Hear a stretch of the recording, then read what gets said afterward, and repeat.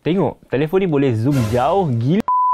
Ini dia Honor Magic 8 Pro, flagship terbaru Honor yang akan masuk Malaysia tak lama lagi. Jadi dari segi rekaan memang tak banyak berubah dari Magic 7 Pro. Ia masih ada modul kamera bulat dekat belakang, tapi modul kamera Magic 8 Pro ni saya rasa lagi besar dan mirip macam modul kamera Honor Magic V5. Lagi satu, Honor juga dah tambah satu butang baru dekat belah kanan telefon, dan butang ni korang boleh gunakan untuk akses fungsi AI ataupun tangkap gambar. Bingkai telefon ni masih rata, lepas tu ada juga speaker dekat atas dan juga bawah telefon. Berkenaan warna pula, Magic 8 Pro ni datang dalam 3 pilihan warna, iaitu hitam, biru dan juga emas. Warna emas ni pun mengingatkan saya dekat Magic V5, cuma yang ni cerah sikit dan ada kemasan beza, berkilau dengan garisan beralun bila terkena sudut cahaya tertentu. Secara keseluruhan, rekaan dia simple tapi nampak premium walaupun tak banyak berubah dari sebelum ni lah.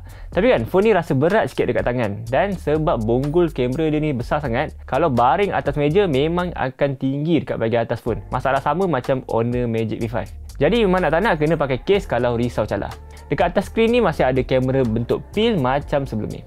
Masa sesi preview dekat Merdeka 118, kami juga sempat untuk test kamera Magic 8 Pro dengan ambil beberapa sampel gambar zoom jauh bangunan dekat KL. Hasil zoom optikal 3.7 kali memang cantik. Butiran bangunan nampak jelas, lepas tu zoom lebih dari itu pun masih okey kualiti dia. Cuma kalau zoom maksimum sampai 100 kali, gambar nampak overprocess sikit. Jadi apa pendapat korang tentang rekaan dan kamera Honor Magic 8 Pro ni? Boleh lawan flagship lain macam Oppo Find X9 Pro ataupun iPhone 17 Pro tak? Cuba komen kat bawah.